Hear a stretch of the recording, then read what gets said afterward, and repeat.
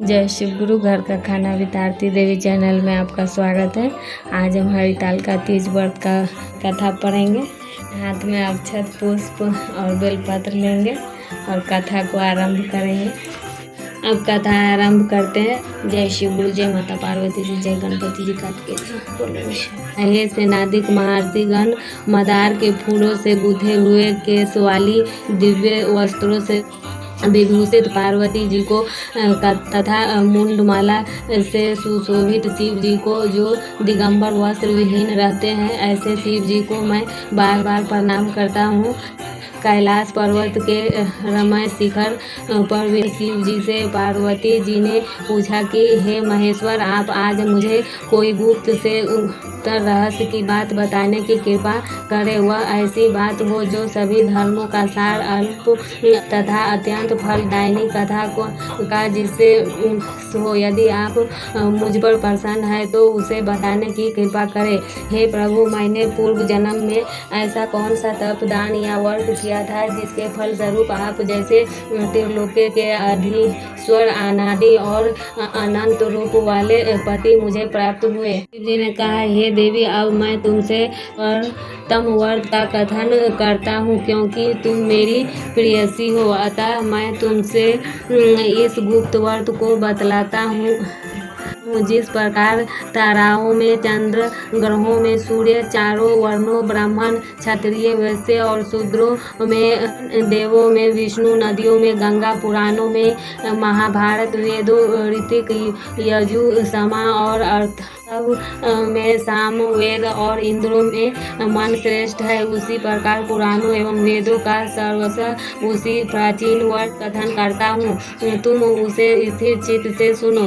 पूर्व काल में जिस व्रत को तुमने किया था, उसी के प्रभाव से तुमने मेरी पत्नी का स्थान प्राप्त किया। प्रेयसी होने के कारण ही मैं तुमसे इस व्रत को प्रकट करता हूँ। भाद्र मास के शुक्ल पक्ष हस्त नक्षत्र से युक्त तृतीय तिथि के दिन इस व्रत का अनुष्ठान करने से त्रिविधि ताप, दैहिक, वैदेहिक, भौतिक एवं पाप से स्त्रियां मुक्त हो जाती है। देवी, पूर्व काल में इस महाव्रत को तुमने हिमालय पर्वत पर किया था। उन सभी पूर्व वृत्तांतों का मैं तुमसे वर्णन करूंगा।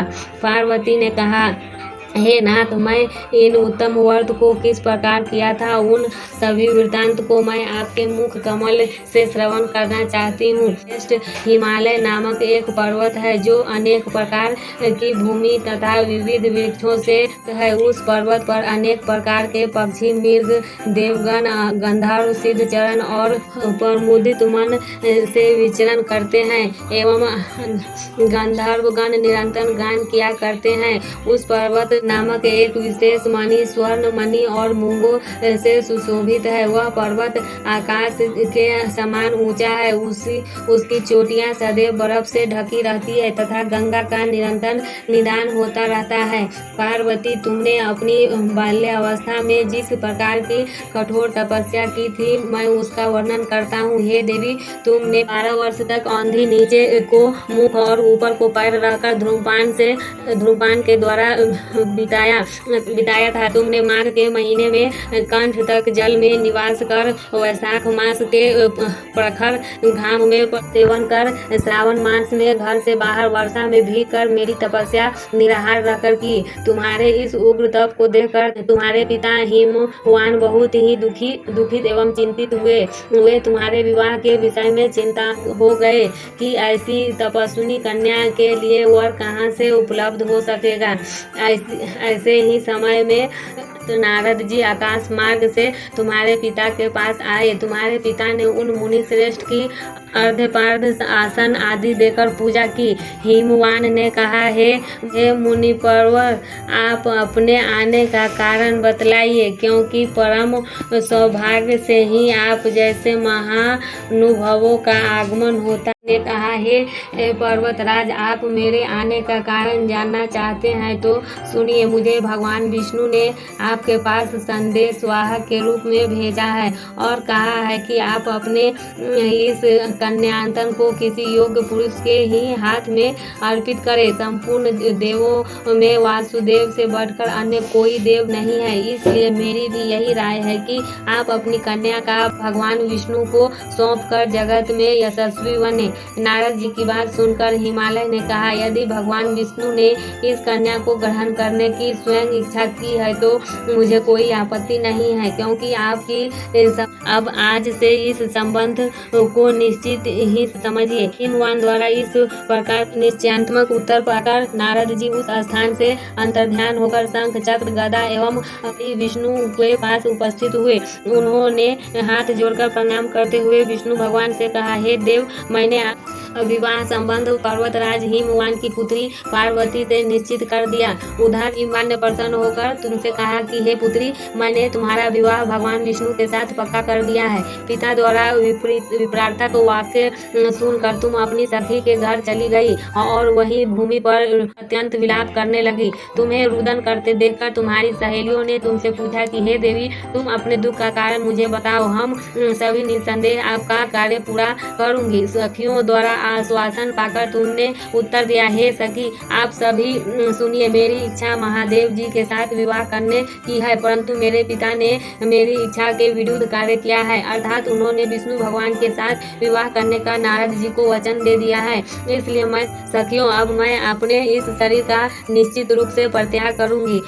तुम्हारे सुनकर सखियों ने कहा, तुम घबराओ नहीं, हम और तुम दोनों ही किसी ऐसे घनघोर वन में निकल चले जहाँ पर तुम्हारे पिता न पहुँच सके। इस प्रकार की गुप्त मंत्रान करके तुम अपनी सखियों के साथ निर्जन वन पलायन कर गई। तदनंतर तुम्हारे पिता हिमवान ने पास पड़ोस के प्रत्येक घरों में तुम्हारी खोज की, किंतु तुम्हारा कहीं भी पता न लगा। तुम्हारे पिता ने तुम्हें न पाकर मन में संदेह किया कि कहीं किसी देव, दानव, किन्नर आदि ने मेरी पुत्री का अपहरण तो नहीं कर लिया। वे इस सोच में भी पड़ गए कि मैं अब नारद जी को क्या जवाब दूंगा, क्योंकि मैंने उनसे विष्णु के लिए पुत्री के विवाह का वचन दिया था। अब मैं उपहास का पात्र बनूंगा। ऐसा सोचते सोचते वे घबराकर मूर्छित हो गए। उनके संज्ञा शून्य लोग उनके समीप एकत्रित होकर उनसे पूछने लगे कि हे पर्वतराज, आप अपनी मूर्छिता मुझे बताइए।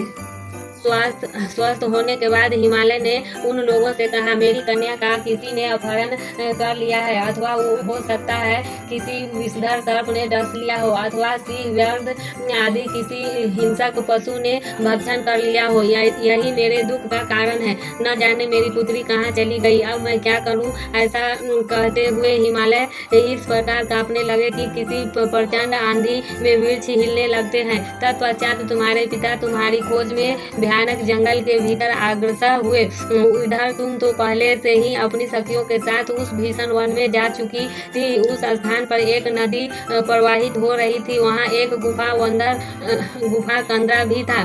तुमने उसी गुफा में जाकर आश्रय लिया और निराहार रहकर मेरा मूर्ति शिव पार्वती सहित का स्थापना किया। जब के शुक्ल पक्ष की तृतीया हस्त नक्षत्र से युक्त आई, तब तुमने उस दिन रात्रि में जागरण कर गीत वाद्य के साथ मेरा भक्ति पूर्वक पूजन किया। हे प्रिय, तुम्हारे द्वारा की गई उस कठिन तपस्या एवं व्रत के प्रभाव से मेरा सिंहासन चलायमान हो उठा और जहाँ तुम सखियों के साथ थी उस स्थान पर मैं जा पहुँचा। मैंने तुमसे कहा कि हे वाराणसी, मैं तुमसे अत्यंत प्रसन्न हूँ, तुम मुझसे अपना इच्छित वर प्राप्त कर। तब उत्तर में तुमने कहा कि हे देव, यदि आप मुझ पर प्रसन्न हैं तो आप मुझे पति स्वरूप में प्राप्त हो। मैं तथास्तु, ऐसा ही हो कहकर पुनः अपने कैलाश पर्वत पर आ गया। मेरे चले आने के बाद तुमने प्रातःकाल नदियों में स्नान कर मेरी स्थापित मूर्ति का विसर्जन किया।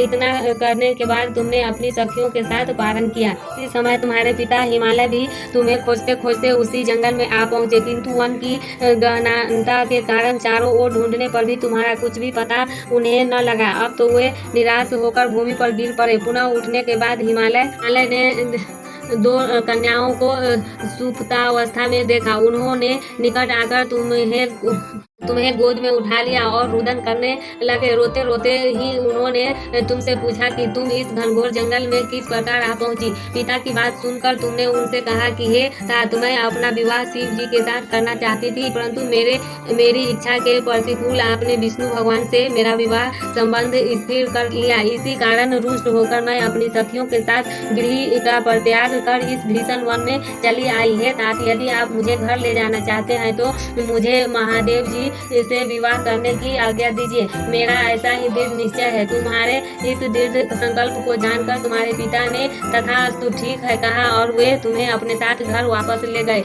मेरे साथ तुम्हारा पानी ग्रहण हुआ। उसी व्रत के प्रभाव से अचल सौभाग्य प्राप्त कर लिया। मैंने आज तक इस व्रत का कथन किसी से नहीं किया है। हे देवी, तुम अपनी सखियों के द्वारा अपहरण की गई इस व्रत का नाम हरितालिका पड़ा। पार्वती जी ने कहा, हे प्रभु, आपने इस व्रत के नाम का निरूपण तो कर दिया, अब इसके विधान तथा महात्म्य का कारण भी कीजिए।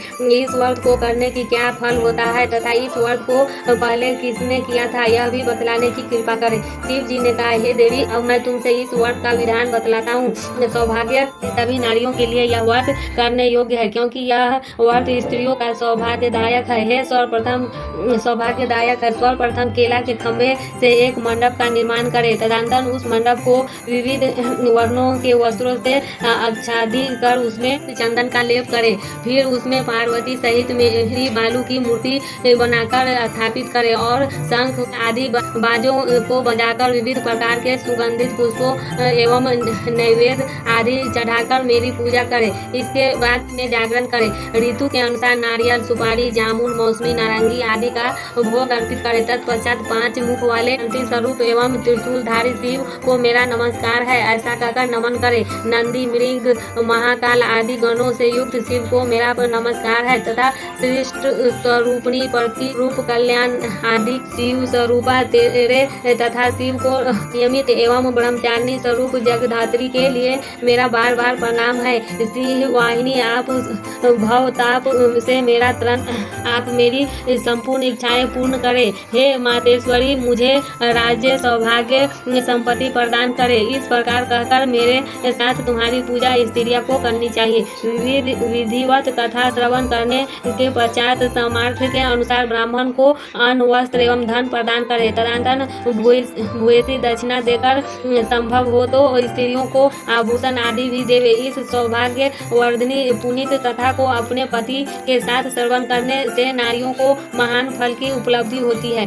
हे देवी, इस विधि से जो स्त्रियां इस व्रत को करती है उन्हें 7 जन्मों तक राज्य, सुख एवं सौभाग्य प्राप्त होता है। इस व्रत के दिन जो नारी अन्न का आहार ग्रहण करती है वह 7 जन्म तक संतानहीना एवं विधवा होती है। जो स्त्री उपवास नहीं करती वह दरिद्र, पुत्र शोक से दुखी एवं कर्कशा, झगड़ालू होती है तथा नरकवास करके दुख भोगती है। जो नारी इस व्रत के दिन भोजन करती है उसे सुकृ सुगंधपान से का पान करने से, पान से सर्पनी, जल का पान करने से जोंक अथवा मछली मिष्ठान भक्षण से चींटी आदि योनियों में जन्म लेना पड़ता है। समाप्ति पर नारियों को चाहिए कि वे चांदी, सोने, तांबे अथवा इस सभी के भाव में बांस की डलिया में वस्त्र, फल, पकवान आदि रखकर दक्षिणा के साथ ब्राह्मण को दान करे। अन्न में दूसरे दिन व्रत का पालन करे। जो नारियां इस विधि से व्रत का वे तुम्हारे समान अनुकूल पति को प्राप्त कर इस लोक में सुखों का उपभोग करती हुई अंत में सायुज्य मुक्ति प्राप्त करती है। इस कथा के श्रवण कर स्त्रियां हजारों अश्वमेध यज्ञ एवं सैकड़ों वाजपेय यज्ञ के करने का फल प्राप्त करती है। हे देवी, मैंने तुमसे इस सर्वोत्तम व्रत का कथन किया जिसके करने से करोड़ों यज्ञ का फल सहज ही प्राप्त होता है। अतः इस व्रत के फल का पारण स्वर्था अकथनीय है।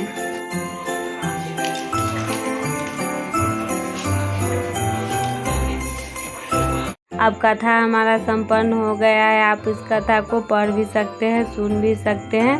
पसंद आए तो लाइक और सब्सक्राइब कर दीजिएगा। धन्यवाद।